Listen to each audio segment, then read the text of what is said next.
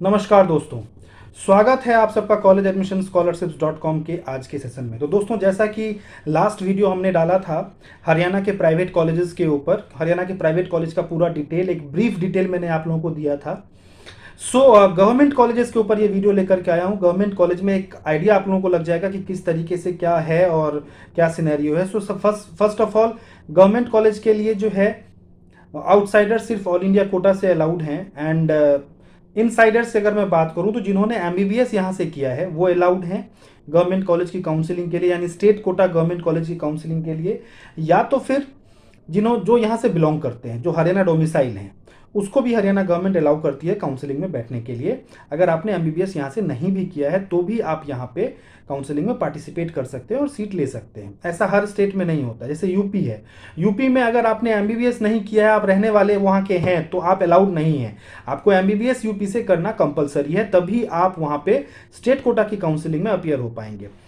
लेकिन हरियाणा में ऐसा नहीं है। हरियाणा में अगर आपके पास डोमिसाइल है तो आप स्टेट कोटा की काउंसलिंग में अपीयर हो सकते हैं और यहाँ पे आप सीट ले सकते हैं अगर आपने एमबीबीएस यहाँ से नहीं किया है तो भी। और अगर आप आउटसाइडर भी हैं और आपने एमबीबीएस यहाँ से किया है तो डेफिनेटली आप काउंसलिंग में पार्टिसिपेट कर सकते हैं और यहाँ के स्टेट कोटा की सीट्स ले सकते हैं। बात करते हैं हरियाणा में कितने गवर्नमेंट कॉलेजेस हैं। हरियाणा में वैसे तो गवर्नमेंट कॉलेजेस 5-6 हैं, लेकिन जिनमें पीजी की सीट्स हैं वो सिर्फ पंडित बीडी शर्मा में, अभी एक साल पहले तक तो सिर्फ उसी में सीट्स थी, और महाराजा अग्रसेन में कुछ डीएनबी की सीट्स थी। बट लास्ट ईयर से महाराजा अग्रसेन में कई सारे ब्रांचेस में पीजी की जो है सीट आ गई है। महाराजा अग्रसेन मेडिकल कॉलेज एक सेमी गवर्नमेंट कॉलेज है, आधा सरकारी आधा private. Maharaja Agrasen medical college plus पंडित बीडी शर्मा, इसके अलावा ईएसआईसी फरीदाबाद, ये 3 कॉलेजेस हैं जहां पे पीजी की सीट्स हैं। बाकी क्लिनिकल ब्रांचेस में बाकी जो कॉलेजेस हैं वहां नॉन क्लिनिकल सीट्स हैं, जैसे कल्पना चावला में या फिर शहीद हसन खान में नॉन क्लिनिकल की सीट्स हैं, या फिर कुछ कॉलेजेस में डीएनबी की सीट्स भी हैं। बट फिलहाल मैं नीट पीजी की सीट्स की बात कर रहा हूँ, एमडीएमएस की सीट्स की बात कर रहा हूँ। एमडीएमएस की सीट्स इन्हीं 3 कॉलेजेस में क्लिनिकल ब्रांचेस में है, Maharaja Agrasen Agroha, Pandit BD Sharma and ESIC Faridabad. अगर बात करूं कैटेगरी की तो सेम जैसे प्राइवेट कॉलेज में मैंने आपको बताया था, यूआर आईपी, आईपी मतलब इंस्टीट्यूशनल कोटा, जिसने वहीं से एमबीबीएस किया है, UR IP, SC deprived plus in service. In service का हर कैटेगरी में, एससी कैटेगरी में, ओबीसी में, यूआर में, हर कैटेगरी में इन सर्विस के लिए अलग रिजर्वेशन है। सेम पैटर्न है रिजर्वेशन का। और अगर मैं बात करूं जनरल कैटेगरी में यहाँ पे कट ऑफ की, रेडियो डायग्नोसिस में ईएसआईसी फरीदाबाद में जो है यूआर कैटेगरी में अगर मैं मार्क्स की बात करूं 630 सेकेंड राउंड में एंड 583 थर्ड राउंड में। मार्क्स की अगर मैं बात करूं, रैंक की बात करूं तो 2040 रैंक जो है वो कट ऑफ ईएसआईसी फरीदाबाद की गई थी रेडियो डायग्नोसिस में। बात करूं मैं पंडित बीडी शर्मा की रेडियो की तो 642 मार्क्स पे लास्ट ईयर जो है वो सीट वहां पे अलॉट हुई थी। पंडित बीडी शर्मा बहुत ही रेनाउंड और बहुत ही पुराना कॉलेज है, डेफिनेटली उसका कट ऑफ ऊपर ही जाएगा। अगर मैं बात करूं डर्मेटोलॉजी की तो डर्मेटोलॉजी में ईएसआईसी फरीदाबाद में सिर्फ यूआर आईपी की सीट्स अवेलेबल थी, यानी कि जिन्होंने वहीं से किया है, और उसका कट ऑफ 535 मार्क्स गया था ईएसआईसी फरीदाबाद की। अगर मैं बात करूं मेडिसिन की, अगेन एक चीज मैं और बताना चाहूंगा कि डर्मेटोलॉजी की जो सीट है वो सिर्फ यूआर आईपी में अवेलेबल थी, यानी कि जिसने ईएसआईसी फरीदाबाद से ही किया होगा उसी के लिए सीट्स अवेलेबल थी। पंडित बीडी शर्मा में अगर मैं मेडिसिन की बात करूं तो मेडिसिन की कट ऑफ यूआर के लिए 572 मार्क्स, 2729 रैंक, 572 मार्क्स पे ये अलॉट हुई थी। अगर मैं बात करूं पीडिया की तो पीडिया में पंडित बीडी शर्मा में जो है यूआर की सीट्स अवेलेबल थी और 547 मार्क्स कट ऑफ गया था।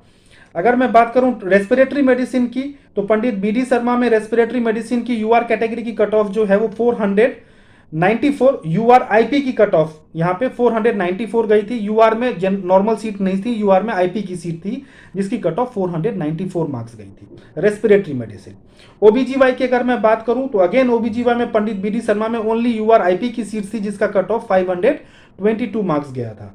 महाराजा अग्रसेन की अगर मैं बात करूं ऑर्थो ब्रांच में महाराजा अग्रसेन का कट ऑफ डाउन गया था। यूआर कैटेगरी में 495 मार्क्स महाराजा अग्रसेन का कट ऑफ गया था और Pandit BD Sharma ortho 550 marks cut off गया था। अगर मैं बात करूं ऑप्थल ब्रांच की, सो ऑप्थल में यूआर कैटेगरी में ESIC Faridabad 536 and Maharaja Agrasen 533। Pandit B D Sharma में यूआर आईपी की सीट्स अवेलेबल थी और उसका कट ऑफ 462 मार्क्स गया था।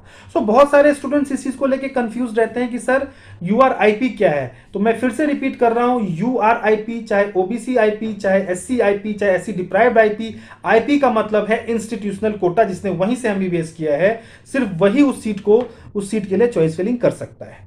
सर्जरी की अगर मैं बात करूं तो सर्जरी में पंडित बी डी शर्मा में यूआर की सीट्स थी, महाराजा अग्रसेन में यूआर की सीट्स थी, महाराजा अग्रसेन में 493 marks and Pandit B D Sharma में 542 मार्क्स कट ऑफ गई है।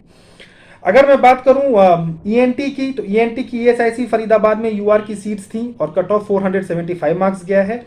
अगर बात करूं एनेस्थीसिया की, तो पंडित बी डी शर्मा और महाराजा अग्रसेन में यूआर की सीट्स थी और कट ऑफ 435 एंड 440 मार्क्स गया है। तो ये एक ओवरऑल आइडिया मैंने आप लोगों को गवर्नमेंट कॉलेज में यूआर कैटेगरी में मैंने दे दिया है कि हरियाणा में क्या थी।